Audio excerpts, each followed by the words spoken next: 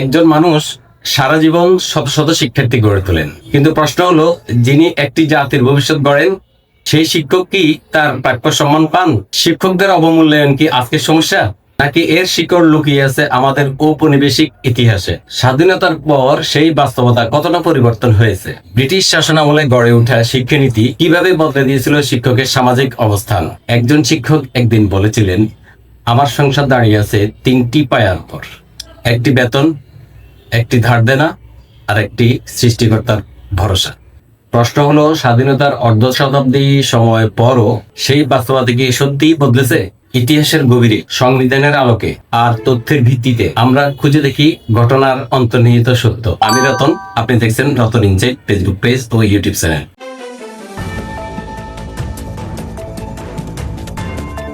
আজকের এই ডকুমেন্টারিতে আমরা ইতিহাস, সংবিধান এবং বাস্তবতার আলোকে খুঁজে দেখব কেন শিক্ষকদের মর্যাদা নিয়ে আলোচনা আজও এত গুরুত্বপূর্ণ। চলুন শুরু করা যাক। একসময় এই সমাজে শিক্ষক ছিলেন শুধু পেশাজীবী নন, তিনি ছিলেন জ্ঞান, নৈতিকতা এবং সামাজিক নেতৃত্বের প্রতীক। গ্রামের মানুষ থেকে শুরু করে রাষ্ট্র, সবাই তাদের সম্মানের চোখে দেখত। কিন্তু ইতিহাসের এক পর্যায়ে সেই সম্মানের ভিত্তি ধীরে ধীরে নড়ে যেতে শুরু করে।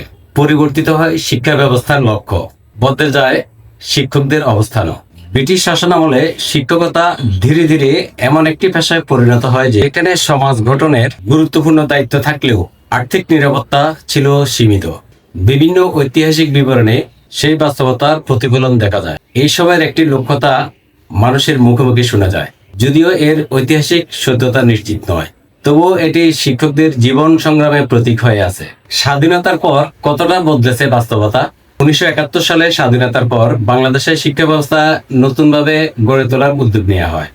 সংবিধানে শিক্ষা নাগরিকদের মৌলিক চাহিদাকে রাষ্ট্রের অন্যতম দায়িত্ব হিসেবে স্বীকৃতি দেওয়া হয়। কিন্তু প্রশ্ন রয়ে যায়, যারা জাতির ভবিষ্যৎ গড়ে তোলেন তাদের জীবনমান কতটা নিশ্চিত হয়েছে?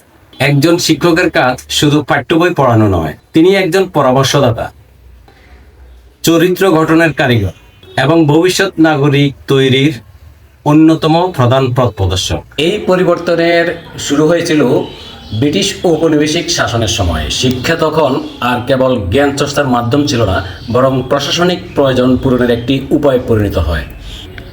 ব্রিটিশ শিক্ষানীতি ও শিক্ষকের অবস্থান কি ছিল? ঔপনিবেশিক শাসনের আগে বাংলায় শিক্ষা ছিল সমাজ ও ধর্মীয় প্রতিষ্ঠানের সঙ্গে গভীরভাবে যুক্ত। গুরু, পণ্ডিত ও মৌলবীরা শুধু পাঠদান করতেন না, সমাজের নৈতিক পথ প্রদর্শক হিসেবেও বিবেচিত হতেন। কিন্তু 19 শতকে ব্রিটিশ প্রশাসনের অধীনে শিক্ষা ব্যবস্থার লক্ষ্য বদলাতে শুরু করে। প্রশাসনিক কাজে দক্ষ জনবল তৈরি করাই হয়ে ওঠে অন্যতম অগ্রাধিকার। ইতিহাসবিদদের মতে টমাস বেবিংটন ম্যাকলের শিক্ষা সংক্রান্ত প্রস্তাব ব্রিটিশ ভারতের শিক্ষা ব্যবস্থায় একটি গুরুত্বপূর্ণ পরিবর্তন আনে। এর মাধ্যমে পাশ্চাত্য ধাঁচের শিক্ষার প্রসারকে অগ্রাধিকার দেওয়া হয়। এর ফলে শিক্ষার মূল উদ্দেশ্য ধীরে ধীরে জ্ঞান চর্চা থেকে প্রশাসনিক প্রয়োজনের দিকে ঝুঁকে পড়ে। শিক্ষকরা সমাজ গঠনের অগ্রদূত হলেও তাদের পেশাগত মর্যাদা আগের মতো গুরুত্ব পায়নি।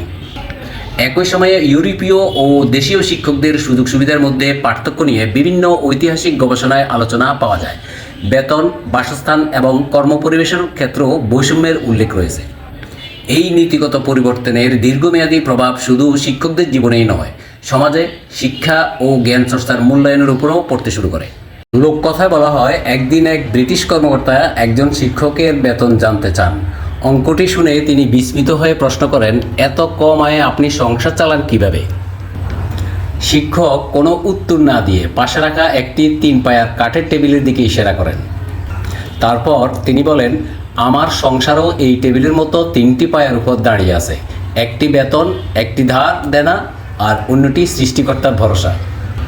গল্পটি বাস্তব হোক বা প্রতীকী, এর ভেতরে লুকিয়ে আছে একটি গুরুত্বপূর্ণ বার্তা। শিক্ষকতা পেশার আর্থিক অনিশ্চয়তা নতুন কোনো বিষয় নয়, এর শিকড় ইতিহাসের অনেক গভীরে প্রথিত। প্রশ্ন হলো, স্বাধীনতার এত বছর পর সেই বাস্তবতার কতটা পরিবর্তন হয়েছে? উত্তর খুঁজতে আমাদের তাকাতে হবে আজকের বাংলাদেশের দিকে। বাংলাদেশেও শিক্ষা নিয়ে নতুন পরিকল্পনা, বাজেট বৃদ্ধি এবং সংস্কারের আলোচনা চলছে। এখন মূল প্রশ্ন, এই পরিবর্তনের কেন্দ্রে শিক্ষককে কতটা গুরুত্ব দেওয়া হবে? বর্তমান শিক্ষা ব্যবস্থা ও ভবিষ্যতের চ্যালেঞ্জ। একটি দেশের শিক্ষা ব্যবস্থার মান অনেকটাই নির্ভর করে সেই দেশের শিক্ষক সমাজের উপর। একজন অনুপ্রাণিত শিক্ষক শুধু পাঠদান করেন না, তিনি ভবিষ্যৎ নাগরিকের চিন্তা, মূল্যবোধ ও নেতৃত্ব গড়ে তুলতে সহায়তা করেন। এর দীর্ঘমেয়াদী প্রভাব শুধু একটি পেশায় সীমাবদ্ধ থাকে না, এটি শিক্ষা ব্যবস্থার গুণগত মান, গবেষণা এবং ভবিষ্যৎ মানব সম্পদ উন্নয়নের উপরও প্রভাব ফেলতে পারে। বিশ্বের অনেক দেশে শিক্ষকরা নীতি নির্ধারণ, গবেষণা এবং শিক্ষা সংস্কারের গুরুত্বপূর্ণ অংশীদার। তাদের অভিজ্ঞতা ভবিষ্যতের শিক্ষানীতিকে আরও কার্যকর করে তোলে। বাংলাদেশেও শিক্ষা সংস্কার নিয়ে বিভিন্ন সময় আলোচনা হয়েছে, তবে বিশেষজ্ঞদের মতে কার্যকর পরিবর্তনের জন্য শিক্ষকদের অভিজ্ঞতা এবং বাস্তবতার প্রতিফলন নীতি নির্ধারণে গুরুত্বপূর্ণ হতে পারে। শিক্ষক শুধু একটি পেশার নাম নয়, এটি একটি জাতির ভবিষ্যৎ গড়ে তোলার দায়িত্ব। তাই শিক্ষকের উন্নয়ন মানেই শিক্ষা ব্যবস্থার উন্নয়ন, আর শিক্ষা ব্যবস্থার উন্নয়ন মানেই জাতির অগ্রগতি। ইতিহাস শুধু আমাদের অতীতের গল্প শোনায় না, এটি বর্তমানকে বোঝার একটি আয়নাও। শিক্ষকদের মর্যাদা নিয়ে আজকের আলোচনা তাই শুধু একটি পেশার বিষয় নয়, এটি একটি জাতির ভবিষ্যৎ নিয়ে ভাবার বিষয়।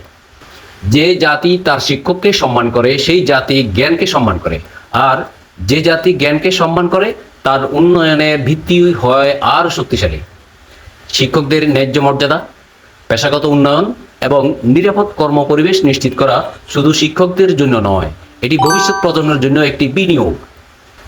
আমাদের সংবিধান শিক্ষা ও নাগরিকের মৌলিক অধিকারকে গুরুত্ব দিয়েছে।